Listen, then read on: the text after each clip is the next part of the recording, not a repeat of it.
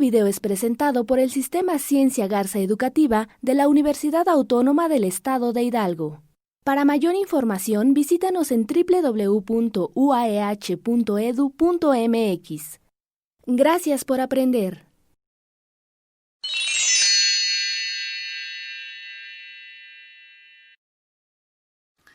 Para el desarrollo colectivo de las sociedades contemporáneas, las políticas urbanas son un factor que deben de estar orientadas al progreso y al bienestar de todos los grupos humanos. En la asignatura de políticas urbanas de la licenciatura en Ciencias Políticas, hemos desarrollado una perspectiva de crecimiento urbano del Estado de Hidalgo, del Estado de México y de la Ciudad de México al año 2050. Soy el maestro Raúl Horta Salinas y quiero compartirles algunos avances logrados al respecto. En ese sentido, es importante destacar que cuando el crecimiento de los asentamientos humanos supera los límites político-administrativos, esto es por su complejidad, por sus interacciones, la relevancia social y económica, nos encontramos frente al surgimiento de una zona metropolitana. Etimológicamente significa ciudad madre. El fenómeno metropolitano es un conjunto de 2 o más municipios donde se localiza una ciudad de 50,000 o más habitantes, cuya área urbana, funciones y actividades rebasan el límite del municipio que originalmente la contenía, incorporando como parte de sí misma o de su área de influencia directa a municipios vecinos predominantemente urbanos, con los que se mantiene un alto grado de integración socioeconómica. De esa misma forma, se generan evidentemente una serie de complejidades muy orientadas a el desarrollo de la sociedad que vive dentro de esos núcleos urbanos. Las proyecciones nos están indicando que este crecimiento poblacional va a continuar en las próximas décadas y se prevé que alcance el 66% de la población mundial en el año 2050. Es muy importante destacar que dentro de la zona metropolitana del Valle de México, en ella habitan 1 de cada 5 mexicanos. Comprende 59 municipios del Estado de México, evidentemente las 16 alcaldías de la Ciudad de México y un solo municipio de Hidalgo, que en este caso es Tizayuca. La población de esta zona metropolitana del Valle de México conforma el 57% de la población mexiquense, ¿sí? Produce casi el 25% del Producto Interno Bruto Nacional y evidentemente, dada esas condiciones, concentra el 20% de los empleos de todo el país, convirtiéndose esta zona metropolitana del Valle de México en una de las zonas con un alto índice de competitividad urbana. De acuerdo a los informes de la Organización de las Naciones Unidas, Habitat, la región norteamericana es la región más urbanizada del mundo. Pues se determina, según la ONU, que el 82% de su población vive en áreas urbanas. Sigue América Latina y el Caribe con 81% y Europa con un 74%. El mismo reporte señala que en el año 2015 había 29 megaciudades, ¿sí?, con más de 10 millones de habitantes en todo el mundo. Esta lista la encabeza Tokio y el cuarto lugar lo ocupa la Ciudad de México. El objetivo que hemos buscado en este trabajo que hemos desarrollado en nuestra licenciatura en Ciencias Políticas, en la asignatura de Políticas Urbanas, ha sido básicamente exponer las principales características que se comienzan a generar en el corredor Pachuca-Tizayuca, que permitirá su homologación en una proyección aproximada de 15 años con el Valle de México. Estamos viendo esa conurbación que se habrá de presentar entre la zona metropolitana de la ciudad de Pachuca conjuntamente con la zona metropolitana del Valle de México en un tiempo futuro que lo estamos considerando al año 2050. Describir la zona metropolitana del Valle de México evidentemente es hablar de sus elevados índices de desarrollo y de crecimiento hacia principalmente el estado de Hidalgo, que tiene como particularidad su desenvolvimiento bajo la influencia de la metrópoli de la Ciudad de México, exponiendo en este caso la necesidad de replantear la gobernanza metropolitana y la reconstrucción de un marco jurídico debidamente urbanizado, es decir, colaborativo para la solución de problemas comunes. Esta justificación de la que estamos observando la necesidad de recurrir a las acciones antes mencionadas es porque la Organización de las Naciones Unidas en el año 2015 hace un llamado a todos los gobiernos y pueblos para hacer de las ciudades y lugares inclusivos, seguros, resilientes y sustentables. En este sentido, no solo se apunta hacia la supervivencia de las metrópolis, sino a su transformación para mejorar la calidad de vida de sus habitantes. En este sentido, este llamado que hace la ONU considera 17 objetivos que se deben de cumplir antes del 2030, año acordado en la agenda urbana para lograr el desarrollo sustentable. En este sentido, pues las generalidades que nosotros observamos en la zona metropolitana del Valle de México es que se concentran casi cerca de 22 millones de habitantes, por lo que representa la tercera zona metropolitana de los países de la OCDE.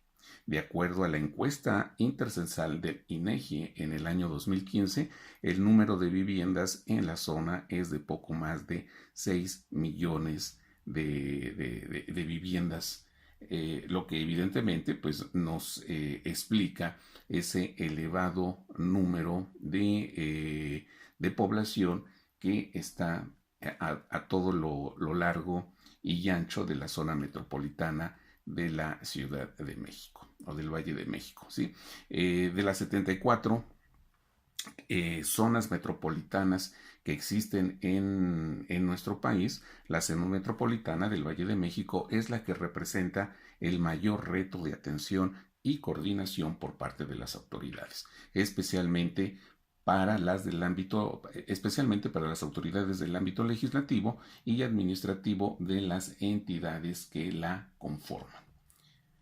Las problemáticas a las que esta zona metropolitana del Valle de México se está enfrentando, evidentemente una de las principales son los asentamientos humanos irregulares, ¿sí?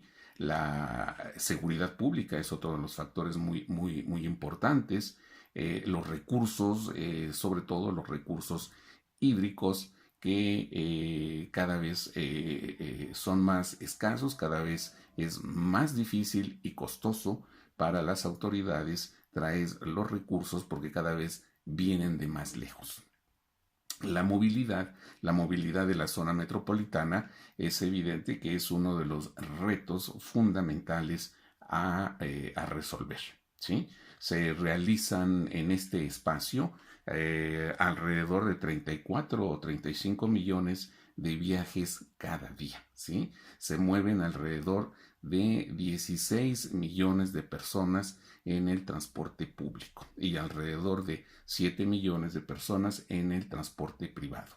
De tal manera que se busca reducir hasta donde sea posible el tiempo promedio de viaje para ir al trabajo, que en estos momentos, en estos tiempos, el tiempo promedio es de aproximadamente 57 minutos, ¿sí? Lo cual evidentemente representa una alta inversión de tiempo de todas las personas que tienen necesidad evidentemente de trasladarse a sus áreas de trabajo y posteriormente a sus domicilios. El desarrollo humano de nuestra zona metropolitana, pues nos muestran que alrededor de 8 millones de personas viven en condiciones de pobreza. Esto es un reto que hay que resolver, minimizar cuando menos, ¿sí? Porque también se consideran que alrededor de 800,000 personas viven en condiciones de pobreza extrema. Y en este sentido destaca mucho la situación de los municipios de Chimalhuacán, La Paz, Valle de Chalco, Solidaridad y Villa del Carbón, con la proporción más alta de población en esa condición de pobreza extrema. Entonces, otro de los factores muy importantes es el medio ambiente, ¿sí? El medio ambiente que se deteriora evidentemente por la alta movilidad humana y por la alta movilidad del transporte público como el transporte privado. Los recursos presupuestales, obviamente, que se destinan a toda esta zona, pues ha tenido reducciones derivado de la situación económica que prevalece en México, una situación económica negativa, pero que también es justo señalarlo, no es exclusiva de nuestro país, sino está involucrada esta situación de manera global. La percepción, de todos modos, que tiene la sociedad al respecto del gasto público en la zona metropolitana, evidentemente es insuficiente. Considera la ciudadanía que los recursos son insuficientes en materia de gobernanza metropolitana para mantener la seguridad, para mantener la infraestructura, para mantener la civilidad, para mantener el Estado de Derecho. De tal manera que muchas intenciones gubernamentales, muchas buenas intenciones gubernamentales se han visto frenadas por la reducción de los presupuestos públicos. Y en Hidalgo, bueno, pues en Hidalgo tenemos un gran flujo vehicular que se dirige a los corredores turísticos de los balnearios, de las montañas, de las haciendas y de conventos, principalmente en el sur del estado de Hidalgo. Tenemos un importante flujo laboral también hacia la Ciudad de México y hacia el Estado de México, que se traslada precisamente de la zona metropolitana de la ciudad de Pachuca a la zona metropolitana del Valle de México. También estamos observando un importante repunte de la producción metálica en Ciudad Sagún e incluso la construcción de infraestructura carretera, de infraestructura ferroviaria que recientemente se acaba de anunciar como producto de la construcción del aeropuerto aquí en el Estado de México, en Santa Lucía. ¿Sí? Decenas de acciones se están realizando, de proyectos, hay una visión de los gobernantes de estas tres entidades, de la Ciudad de México, del Estado de México y evidentemente del Estado de Hidalgo. De tal manera que se está trabajando, lo estamos viendo, lo hemos detectado, que se está trabajando fuertemente en estructurar un marco jurídico que contribuya al desarrollo metropolitano de estas tres entidades federativas de las que estamos haciendo referencia. ¿Sí? En ese sentido, bueno, se está trabajando para crear la ley de desarrollo metropolitano a fin de integrar a todas estas municipios, alcaldías que integran a la zona metropolitana del Valle de México. De tal manera que la perspectiva a 30 años de estas zonas metropolitanas ya destacadas, pues es evidentemente que lo que se buscará es, primero que nada, ese marco jurídico del cual hablamos para mantener el orden, el Estado de Derecho, la gobernanza, la seguridad, la preservación del medio ambiente, la movilidad y mejorar la calidad de vida de todos esos ciudadanos que en este momento se encuentran en situación de pobreza o de pobreza extrema. Hay que encontrar el punto de equilibrio que nos permita encauzar todos estos esfuerzos que los gobiernos, las tres instancias gubernamentales están realizando conjuntamente con los sectores sociales y el sector privado. En términos generales, se está buscando, se están haciendo los esfuerzos para convertir a nuestras ciudades en espacios de vida, de convivencia, en urbes vivas, con futuros y con destino. Gracias, sería todo por esta clase, sería todo. Hay mucho obviamente más que comentar, pero en ese sentido daríamos por concluido esta parte que estamos desarrollando como parte de las actividades de políticas urbanas. Muchas gracias.